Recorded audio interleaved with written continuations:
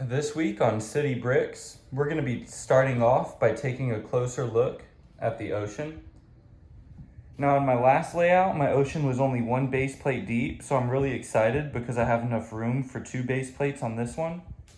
However, I think I'm going to have to untile everything and make each color a bit wider just so the transition looks a bit better. I'm also running out of this navy blue plate, so I might make the deepest part of the ocean black and then transition into navy blue. I'm not 100% sure if I just want to tile them off or maybe add like a small island on one of them. And so let me know what you think would look better down below. Also, we're working on the backdrop to the city. This is the art project I've been working on for a bit. It's basically 12 by 6 using these base plates that you get in the Lego art sets. I ordered a bunch off of the Lego store online, and then all of the tile kind of came from the Pick-a-Brick cups. Now this bottom half of it, I have already got it pinned together, and it's pretty heavy. So I'm not 100% sure if I can hang it or not, but the plan was to put it in front of that window, and so it might just have to lean on it.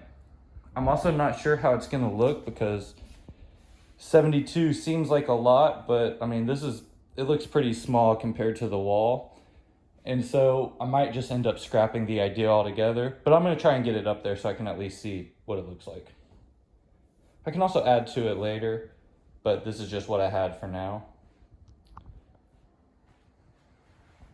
Now, another thing I wanted to jump into is this is basically what you see when you walk into the room.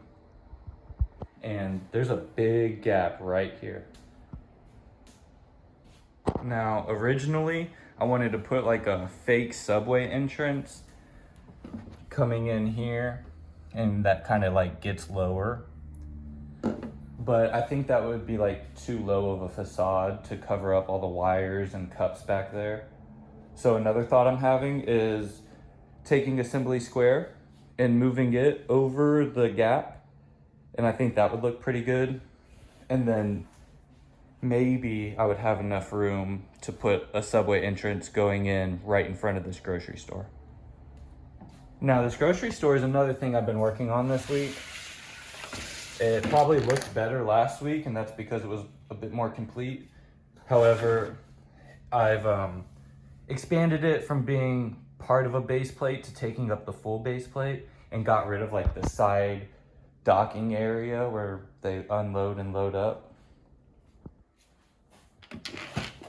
But when I have it in its spot, which I'm thinking of putting under this table still, or this ledge, or shelf rather, when I have it there, I still have enough room next to it where I can still have these guys loading and unloading things from the grocery store. So I'm gonna get some buildings moved around. This is what it looks like now. Let me know if you like the changes. Well, I had half of the sky pinned. I was putting like two on each side, and I was starting to run out of these pins. And so I wanted to carry it over to its spot and see how heavy it is. And I think it's just a little bit too heavy. We've finished moving some things around. I ultimately kept Assembly Square where it was. I just moved this pizza shop a little more to the right. It kind of covers up that gap, and I think I'm still gonna go with like the little subway entrance right there as well. I've put a street in between the garage and diner. And I've also moved my 3-in-1 noodle shop mock underneath the shelving and behind the diner. So this road kind of leads to it now. I think it's gonna look really good there when I get everything lit up.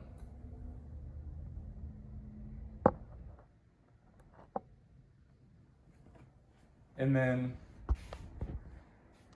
I've moved some of the road off of here to this side. I want this to be like the main stretch of road. And so I was just making sure everything aligns. I do have more road, but I want to pull all these buildings forward and probably put another set of them behind them and kind of create my first city block right here. I think that would look pretty good. Still trying to figure out where to put those 3 buildings at Diagon Alley, because eventually I will be having a mountain up there. And then as for that area, it's kind of cleaned out now.